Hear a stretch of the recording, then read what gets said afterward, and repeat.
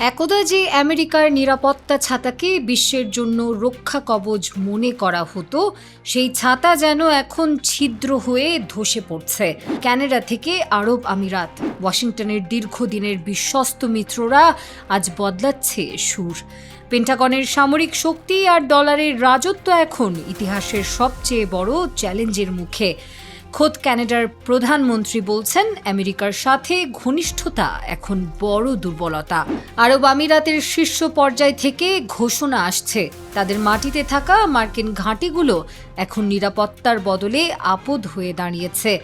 কেবল সামরিক নয়, অর্থনৈতিক আঘাতটি আরও ভয়াবহ।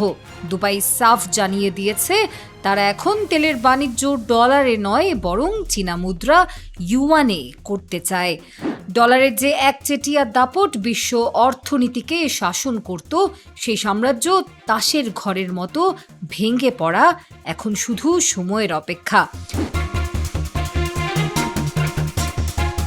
এদিকে ডোনাল্ড ট্রাম্প যখন ইসরায়েলকে নিজের শ্রেষ্ঠ বন্ধু বলে দাবি করছেন, ঠিক তখনই কমলা হ্যারিস দাবি তুলছেন, ইসরায়েলের স্বার্থ রক্ষা করতে গিয়েই এক ধ্বংসাত্মক যুদ্ধে জড়িয়েছে যুক্তরাষ্ট্র।